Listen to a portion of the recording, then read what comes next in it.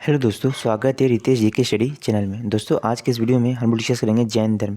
जैन धर्म से संबंधित महत्वपूर्ण प्रश्न देखेंगे जो आपके एग्जाम के लिए इंपॉर्टेंट है। किसी भी एग्जाम में उठा के देख ले दोस्तों, जैन धर्म से क्वेश्चन पूछे जाते हैं। तो जितने भी इंपॉर्टेंट क्वेश्चन बन सकते हैं सभी मैंने इस वीडियो में लिए हैं। तो ये वीडियो आप लोग के लिए इंपॉर्टेंट है, तो वीडियो को आप लोग शुरू से अंत तक देखिएगा। तो चलिए दोस्तों, वीडियो को शुरू कर लेते हैं। फर्स्ट क्वेश्चन है, जैन परंपरा के अनुसार जैन धर्म में कुल कितने तीर्थंकर हुए हैं? तो देखिए, इस क्वेश्चन का राइट आंसर होगा ऑप्शन सी हो जाएगा। कुल 24 तीर्थंकर हुए हैं जैन परंपरा के अनुसार जैन धर्म में, याद रखना आपको। नेक्स्ट क्वेश्चन है आपका, जैनियों के प्रथम तीर्थंकर कौन थे? देखिए, इंपॉर्टेंट क्वेश्चन है। तो जैन धर्म के देखिए प्रथम जो तीर्थंकर थे आप थे ऋषभदेव, याद रखना है ऋषभदेव थे, यानी सी राइट आंसर हो जाएगा आपके क्वेश्चन का। ये जैन धर्म के प्रथम तीर्थंकर थे, याद रखना आपको। नेक्स्ट क्वेश्चन देखिए, जैन धर्म के 23वें तीर्थंकर कौन थे? मोस्ट इंपॉर्टेंट है एग्जाम के लिए। तो जैन धर्म के देखिए जो 23वें तीर्थंकर थे थे आपके पार्श्वनाथ, याद रखना कौन थे आपके पार्श्वनाथ, यानी सी राइट आंसर होगा इस क्वेश्चन का। नेक्स्ट क्वेश्चन है दोस्तों आपका कि जैन धर्म के 24वें एवं अंतिम तीर्थंकर कौन थे? देखिए, जैन धर्म के 24वें एवं अंतिम तीर्थंकर थे, ये थे आपके महावीर स्वामी, याद रखना बी राइट आंसर होगा। महावीर स्वामी थे आपके जैन धर्म के 24वें एवं अंतिम तीर्थंकर, ये भी याद रखना। नेक्स्ट क्वेश्चन है आपका, जैन धर्म के संस्थापक कौन थे? मोस्ट इंपॉर्टेंट क्वेश्चन है। तो जैन धर्म के संस्थापक थे आपके ऋषभदेव, यानी ए राइट आंसर होगा। ऋषभदेव थे आपके जैन धर्म के संस्थापक। नेक्स्ट क्वेश्चन देखिए, महावीर का जन्म कब हुआ था? क्वेश्चन नंबर 6 है दोस्तों, महावीर का जन्म कब हुआ था? तो देखिए, महावीर का जन्म 540 ईसा पूर्व हुआ था, याद रखना है। कहाँ हुआ था? 540 ईसा पूर्व हुआ था। नेक्स्ट क्वेश्चन है, महावीर का जन्म कब हुआ था? देखिए, 540 ईसा पूर्व महावीर का जो जन्म हुआ था ये हुआ था आपका कुंडग्राम वैशाली में, याद रखना है। Option C right answer, Kundgram Vaishali में था 540 ईसा पूर्व महावीर का जन्म। नेक्स्ट है दोस्तों आपका, महावीर का जन्म किस क्षत्रिय गोत्र में हुआ था? तो राइट आंसर हो जाएगा जांत्रिक। जांत्रिक गोत्र में हुआ था महावीर का जन्म, याद रखिएगा कौन सा गोत्र था? जांत्रिक, यानी डी राइट आंसर है। नेक्स्ट है आपका, महावीर के बचपन का क्या नाम था? तो देखिए दोस्तों, महावीर के बचपन का जो नाम था ना, ये था आपका सिद्धार्थ, या देखिए सॉरी फ्रेंड, वर्धमान था। ये राइट आंसर हो जाएगा, वर्धमान था महावीर के बचपन का नाम, ये भी याद रखना आपको। नेक्स्ट है आपका, महावीर के पिता का क्या नाम था? तो देखिए दोस्तों, महावीर के जो पिता थे इनका जो नाम था वो था सिद्धार्थ, याद रखना क्या था? सिद्धार्थ था, यानी इस क्वेश्चन का देखिए राइट आंसर हो जाएगा आपका, हो जाएगा बी। सिद्धार्थ जो थे ये महावीर के पिता थे, यानी महावीर स्वामी के पिता थे। नेक्स्ट क्वेश्चन है आपका, महावीर के माता का क्या नाम था? इंपॉर्टेंट क्वेश्चन है ये भी, तो याद रखना त्रिशला था। त्रिशला था महावीर के माता का नाम, यानी ए राइट आंसर है। नेक्स्ट क्वेश्चन आपका कि महावीर के पत्नी का क्या नाम था? भी इंपॉर्टेंट क्वेश्चन है। तो देखिए, महावीर की जो पत्नी थी इनका नाम था, याद देखिए क्या नाम था दोस्तों महावीर की पत्नी का नाम? तो यशोदा, यशोदा था, यानी सी राइट आंसर है। महावीर की पत्नी का नाम था यशोदा, यानी सी राइट आंसर हो जाएगा इस क्वेश्चन का। नेक्स्ट क्वेश्चन आपका, महावीर की पुत्री का क्या नाम था? तो देखिए दोस्तों, महावीर की पुत्री का जो नाम था ये था अनुज प्रिया दर्शनी, याद रखना बी राइट आंसर, अनुज प्रिया दर्शनी था महावीर के पुत्री का नाम।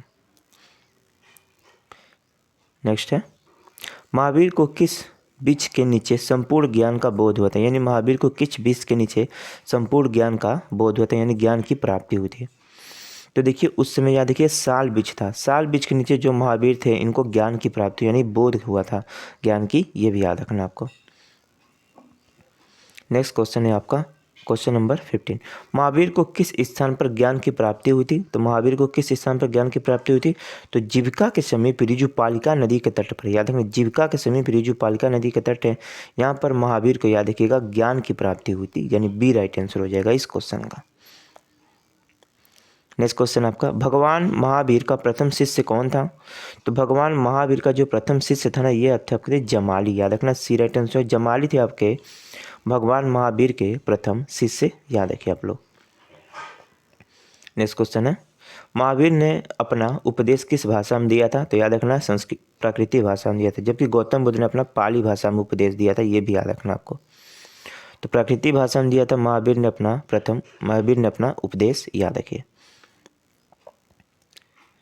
जियो और जीने दो किसने कहा है? तो जियो और जीने दो जो कहा गया, ये नारा दिया गया आपके याद रखिएगा किसके द्वारा? तो महावीर स्वामी जी के द्वारा दिया गया, जियो और जीने दो। नेक्स्ट क्वेश्चन आपका कि महावीर की मृत्यु निर्वाण यानी 468 ईसा पूर्व में 72 वर्ष की आयु में किस स्थान पर हुई थी? तो देखिए महावीर का जो निर्वाण यानी 468 ईसा पूर्व में 72 वर्ष की आयु में जो मृत्यु हुई थी, ये किस स्थान पर हुई थी, ये पूछा गया। तो याद रखना ये हुई थी आपके पावापुरी राजगीर है, पावापुरी राजगीर बिहार में हुई थी। याद रखिए इनकी मृत्यु किसकी? महावीर स्वामी की। याद रखना डी राइट आंसर हो जाएगा इस क्वेश्चन का। नेक्स्ट है महावीर की मृत्यु के बाद जैन संघ का अगला अध्यक्ष कौन बना था? तो महावीर की मृत्यु के बाद जैन संघ का अगला अध्यक्ष जो बना था यह शुद्ध वर्मन बने थे। याद रखना है आपको। नेक्स्ट है आपका महावीर के जैन संघ की स्थापना कहाँ हुई थी? तो महावीर द्वारा जैन संघ की जो स्थापना हुई थी यानी महावीर ने जैन संघ की जो स्थापना की थी यह की थी आपकी पावा में। याद रखना डी राइट आंसर होगा इस क्वेश्चन का। नेक्स्ट है प्रथम जैन तीर्थंकर ऋषभ देव के प्रतीक चिन्ह क्या था? मोस्ट इंपॉर्टेंट है। तो देखिए प्रथम जैन तीर्थंकर जो ऋषभ देव थे इनका जो प्रतीक चिन्ह था ना ये था आपका सांड। याद रखना सांड था, यानी राइट आंसर हो जाएगा इस क्वेश्चन का आपका ए हो जाएगा। याद रखिए सांड था जैन तीर्थंकर जो ऋषभ देव इनका प्रथम प्रतीक चिन्ह। याद रखना इससे भी आप लोगों को। नेक्स्ट है द्वितीय जैन तीर्थंकर अजीतनाथ का प्रतीक चिन्ह क्या था? देखिए दोस्तों अजीतनाथ की बात हो रही है तो इनका देखिए जो प्रतीक चिन्ह था ना ये था आपका हाथी। याद रखिए क्या था? हाथी था इनका प्रतीक चिन्ह अजीतनाथ का। जो द्वितीय आपके कौन थे? तो तीर्थंकर थे। तो याद रखना इस क्वेश्चन का देखिए राइट आंसर जो आपका डी हो जाएगा। याद रखिए। नेक्स्ट आपका 23वें जैन तीर्थंकर के पार्श्वनाथ का प्रतीक चिन्ह क्या था? 23वें जैन तीर्थंकर जो पार्श्वनाथ थे इनका प्रतीक चिन्ह क्या था? तो इनका देखिए प्रतीक चिन्ह था जो सर्प था। याद रखिए क्या था? सर्प। याद रखना इसे सर्प था दोस्तों, नाम याद रखिएगा सर्प, यानी बी राइट आंसर सर्प था आपके 23वें जैन तीर्थंकर पार्श्वनाथ का प्रतीक चिन्ह। याद रखिए। 24वें में अंतिम जैन तीर्थंकर महावीर का प्रतीक चिन्ह है।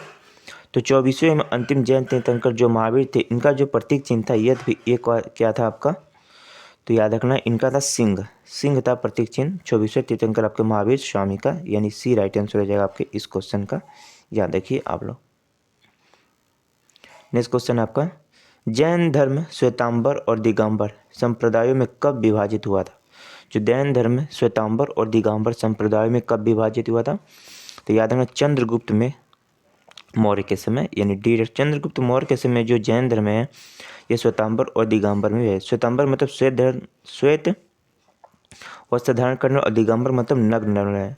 श्वेतांबर जो थे स्थूल भद्र के क्या थे? आपके शिष्य थे, जबकि दिगंबर थे ये किसके थे दोस्तों? तो याद रखना दिगंबर आपके किसके थे? तो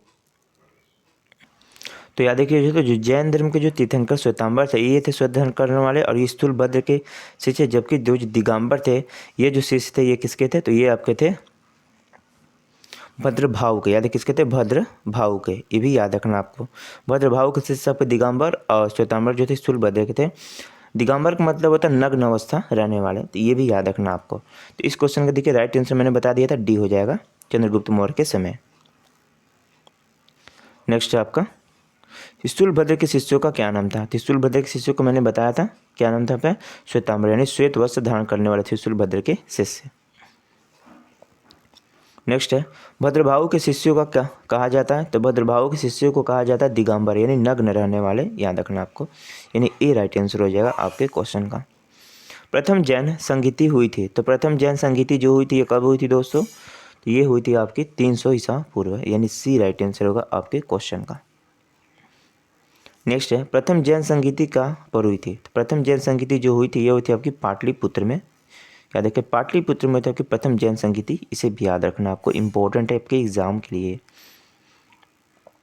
नेक्स्ट है प्रथम जैन संगीति के समय अध्यक्ष कौन थे? तो मैंने बताया था प्रथम जैन संगीति के समय अध्यक्ष कौन था? आपके स्थूल भद्र थे, यानी डी राइट आंसर हो जाएगा आपके क्वेश्चन का।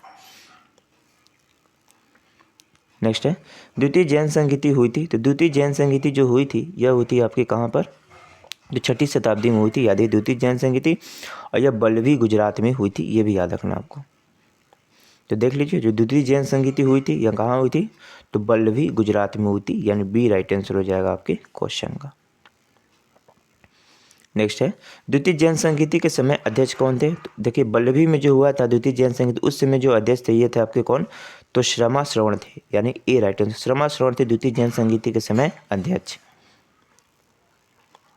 नेक्स्ट है, खुजराहों के जैन मंदिरों का निर्माण किन शासकों ने करवाया था? तो खुजराहों के जैन मंदिरों का जो निर्माण कराया गया था यह चंदेल शासकों द्वारा कराया गया था, याद रखना है। चंदेल शासकों द्वारा खुजराहों के जैन मंदिर का, खुजराहों का जैन मंदिर कहाँ है? मध्य प्रदेश में, ये भी याद रखना, आपको एग्जाम में पूछ लिया जाता है। नेक्स्ट है, मौर्योत्तर युग में जैन धर्म का प्रसिद्ध केंद्र था। तो मौर्योत्तर युग में जैन धर्म का जो प्रसिद्ध केंद्र था ये था आपका क्या था दोस्तों?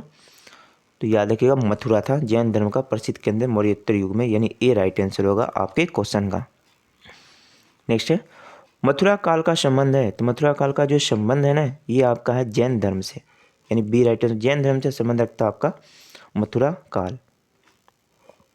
नेक्स्ट है, जैन तीर्थंकरों की जीवनी भद्रबाहु द्वारा रचित किस पुस्तक में है? तो जैन तीर्थंकरों की जो जीवनी है भद्रबाहु द्वारा रचित किस पुस्तक में?